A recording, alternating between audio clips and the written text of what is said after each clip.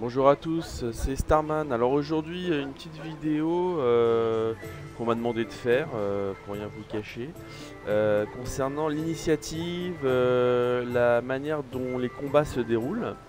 Donc aujourd'hui, je vais vous expliquer un peu comment ça marche, comment il faut prendre en compte l'ordre des personnages, comment ça a un impact dans le jeu, notamment en tacticien. Là je vais baisser un peu le son, je pense que c'est un peu fort. Mais comme ça vous verrez, donc en gameplay on est bien en tactique, hein. Bon ça il n'y a pas de débat. Je vais baisser la musique et la musique de combat. Voilà. Hop. Voilà. Donc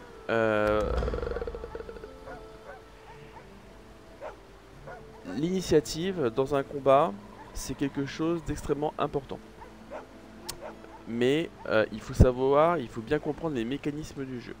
Alors là j'ai pris un exemple simple, hein, voilà, là je vais m'apprêter à disputer un combat, vous voyez, vous avez deux chiens et deux magistères, hein, donc je vais les provoquer. Et je vais vous expliquer en fait comment ça va se passer et comment il faut voir les choses. Alors, dans une partie, vous avez donc à 4, hein, vous avez ce qu'on appelle l'initiative, hein, qui est ici. Et l'initiative peut être montée soit à travers de l'équipement, par exemple ici des bots, plus de initiative, soit via la perception, qui ajoute un point à l'initiative, mais aussi un point au critique. Donc ça c'est un point très important. Donc ça c'est pour les bases, hein, pour bien comprendre. Et vous avez, bien entendu, c'est également l'initiative qui va déterminer l'ordre dans lequel les personnages vont jouer dans le cadre d'un combat. Par exemple, ici, Fane est 27 en initiative, Sébil 26, Ifan 16, bon il est faible là pour un ranger, et le prince rouge est à 14. D'accord. Donc quand je vais rentrer en combat, ça je vous apprends rien pour la plupart, c'est Fane qui va commencer à attaquer, Sébil qui va attaquer en deuxième, Ifan en troisième et le prince rouge en quatrième. Donc ça, il faut bien entendu maîtriser cet ordre de personnage pour que tactiquement l'ordre soit bien compatible.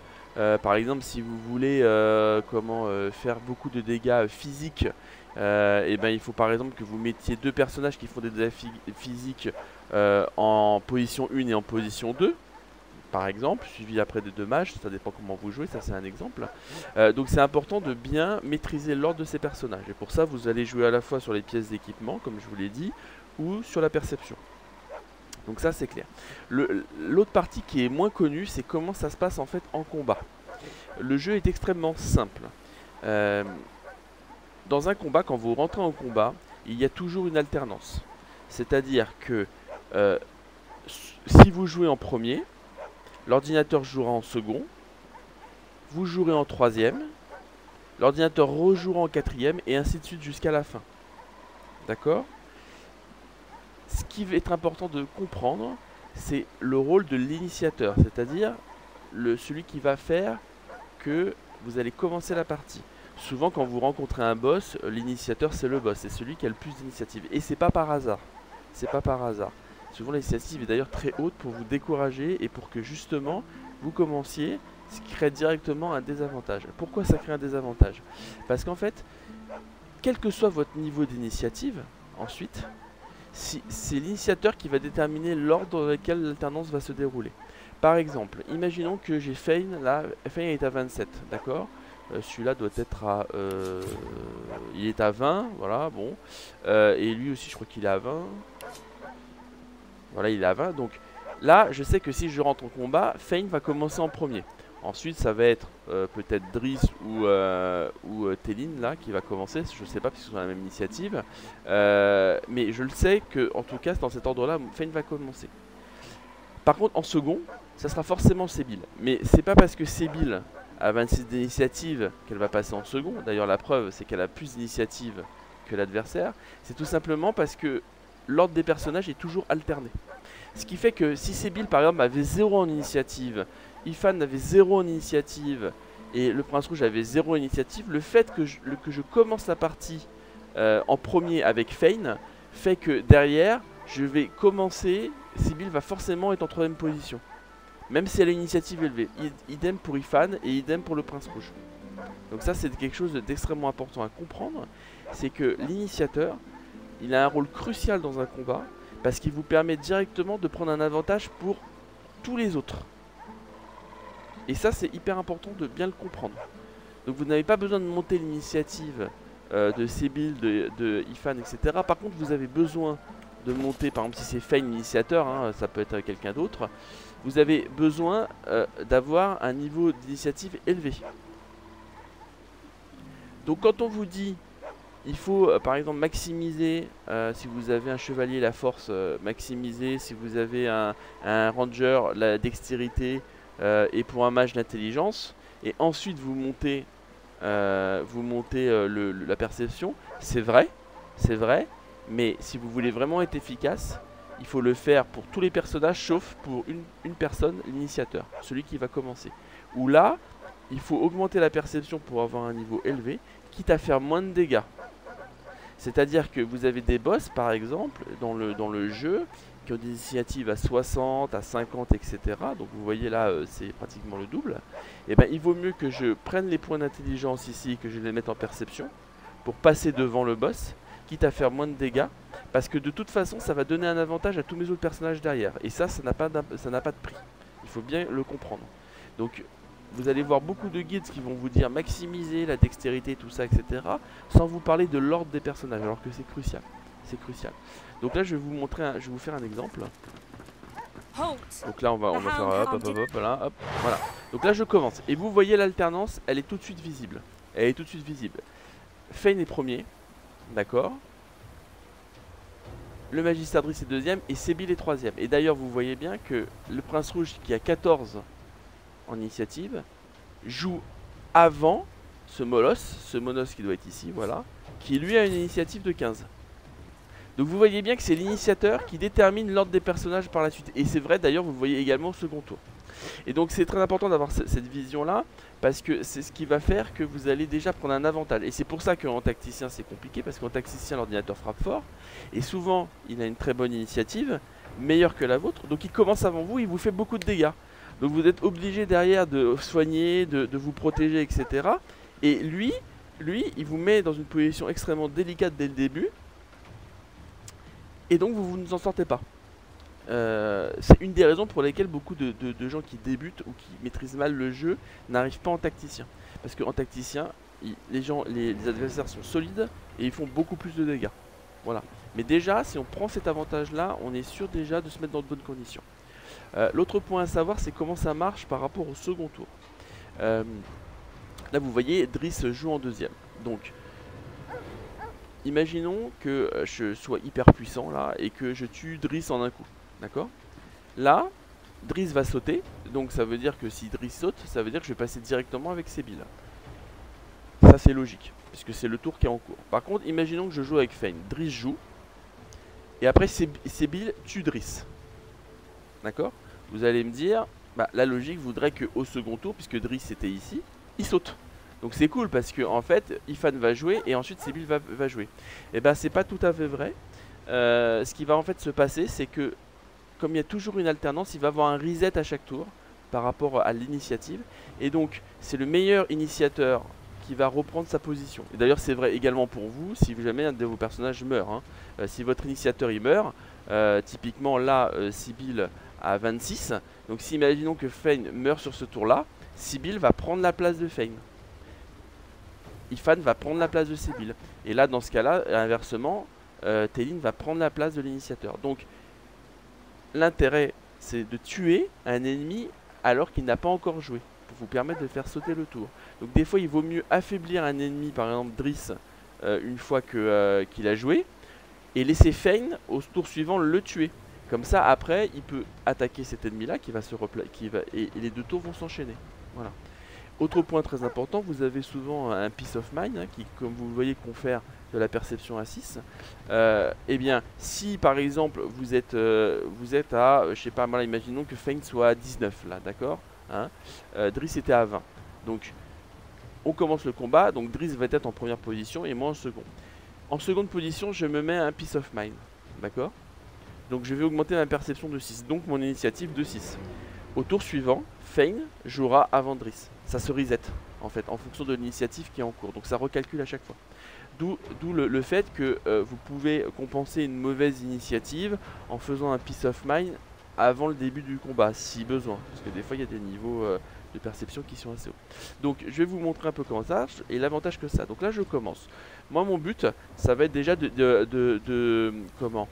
d'immobiliser Driss. Hein, ça c'est clair. Donc, alors là je vais jouer un peu... je vais jouer sans me prendre la tête. Hein. On va faire comme ça, hop, allez, hop, voilà. Donc, hop, donc là, ça c'est parce que c'est l'avantage de faire un initiateur, c'est qu'avec le time warp, c'est-à-dire le distorsion temporelle, je joue 2 tours de suite. C'est pour ça que c'est un très bon initiateur.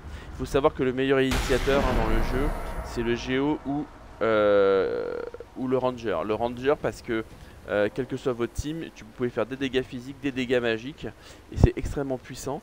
Et en plus, quand vous mettez des points dans la perception, le Ranger fait du critique très vite. Et en fait, la perte de dégâts que vous avez en baissant la dextérité, vous la récupérez un peu en faisant plus de critiques. Donc c'est pour ça que ça reste un initiateur très puissant, hein, le Rangers. Hein, voilà. Donc là, j'ai fait un Peace of Mind. Là, moi, je déplace mon ami. Hop, je le mets ici. Alors je vais faire un truc très simple. Hein. Voilà, donc là, je fais du dégât. Bon, très bien. Et puis là, je vais me mettre un petit peu d'empoisonnement. Ça c'est pour le ça c'est pour affinité élémentaire. D'accord. Donc ensuite j'y vais. Hop, un Peace of Mind. Ça c'est pour la puissance. Ok. Là. Et là je vais vous montrer une première combinaison hyper puissante avec Casio que j'utilise. C'est enchevêtrement. D'accord. Donc secousse de verre qui fait enchevêtrement combiné avec tortionnaire. Donc qui ignore l'armure magique. Donc quand vous avez les deux, vous pouvez faire ça. Alors je vais pas enchevêtrer le magistère, je vais vous montrer pourquoi. Donc là il est enchevêtré. Hein. Donc ça veut dire que pendant 3 tours il ne peut pas bouger. Donc ça c'est en termes de contrôle, c'est vraiment un truc assez mortel. Et ensuite je vais le mettre, grâce à cette explosion de poussière, je vais le mettre sous cécité. Alors ce qu'on va faire, c'est que je vais plutôt faire comme ça. Voilà, comme ça mon ami. Ah 127 quand même, c'est pas mal. On va faire comme ça.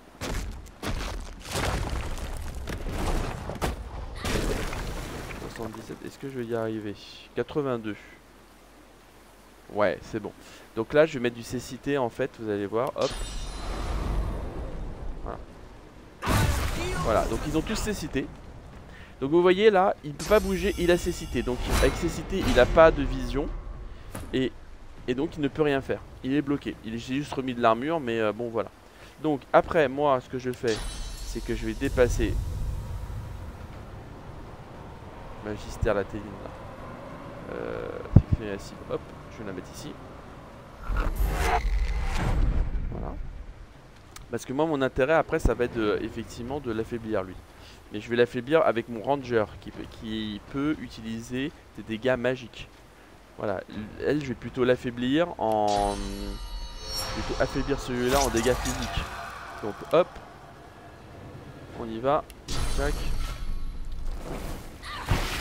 Voilà, maladie, infection, infection qui diminue les dégâts de 35%, comme elle va jouer après, c'est sympa. Hop. Hémorragie. Donc vous voyez là déjà c'est pas mal. Est-ce que je vais utiliser ça? Non, je vais mettre ça. Et là, c'est intéressant, c'est que si vous voulez toujours protéger vos adversaires, vous pouvez faire un manteau de caméléon.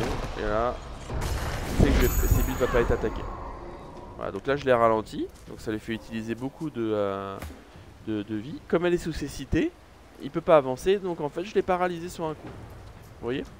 Et donc là, mon but va être maintenant de l'affaiblir suffisamment, Idriss, pour permettre à Fane de le tuer derrière. Donc on y va. on va y aller, on y va y aller en... Voilà. Hop. Et on y va.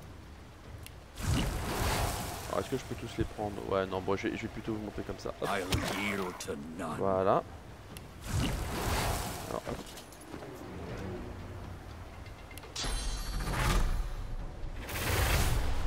Là je suis tranquille, hein. Lui il est bloqué, vous voyez, il peut rien faire, je sais qu'il peut rien faire pendant 2 tours.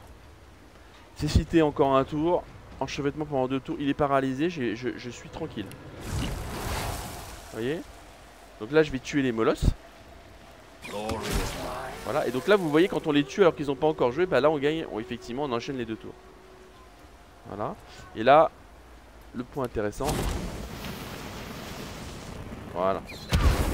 Voilà, un brûlure qui va avoir comme conséquence de vraiment l'affaiblir. Alors est-ce que je le tue? Combien il lui reste? 231. Hein. Si je fais un critique, je le tue. Bon, qu'est-ce que je fais? Je le tue?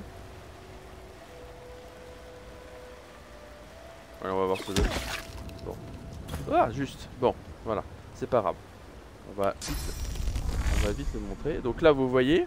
Bon, là, je vais pas vous montrer le gros tour parce que finalement, ils vont mourir assez rapidement. Ce qui peut être embêtant. Bon, c'est pas grave. Hop. Donc, bon, on va les terminer, tant pis. Hein. Je voulais pas terminer comme ça, mais tant pis. Voilà. Voilà, l'initiateur, le finisseur. Très puissant en termes de dégâts, hein, bien entendu. Et puis là, vous finissez Driss. Voilà. Voilà. Donc, vous voyez, aucun dommage pris. Véritablement, voilà, c'était assez simple. Hein, voilà, en termes de, je crois qu'ils sont quoi? Ils sont niveau 10, hein, donc ils sont au même niveau que moi, hein, bien entendu. Mais vous voyez, le co-contrôle n'est possible que je les ai paralysés et je les ai placés je me suis mis dans une situation idéale parce que j'ai commencé la partie. Donc c'est pour ça que quand vous voyez faire du solo dans mes vidéos, dites-vous bien que quand j'augmente le level, quand je fais un plus 9, quand vous avez je fais du solo en plus 9 sans être lone wolf, un coup me tue. Donc si je ne commence pas le combat à chaque fois, et ben je suis fini. Donc en gros c'est comme si c'était mon initiateur qui faisait du solo. Voilà. Donc c'est pour ça que vous m'avez vu souvent dans des parties, enfin ceux qui me suivent, ceux qui ont regardé mes vidéos en tout cas, même s'ils sont pas beaucoup, hein, c'est pas grave, je le fais pas pour ça. Vous avez dû voir souvent avec des personnages qui avaient tous beaucoup d'initiatives. En fait, ils ont beaucoup d'initiatives, non pas parce que j'ai besoin d'avoir beaucoup d'initiatives, mais c'est parce que j'aime bien faire du solo, donc j'aime bien alterner entre les personnages, et pour ça il me faut moi beaucoup d'initiatives. Quand j'envoie Sébil, il me faut beaucoup d'initiatives, quand j'envoie Ifan, il me faut beaucoup d'initiatives. Donc j'optimise pas forcément les persos, je fais ça pour faire du solo. Après, il y a aussi un équilibre avec le critique, hein, qui peut valoir la peine, mais c'est pour ça que vous me voyez. Mais normalement, si vous faites pas de solo et que vous faites une team attack, vous n'avez besoin de maximiser l'initiative que pour un personnage.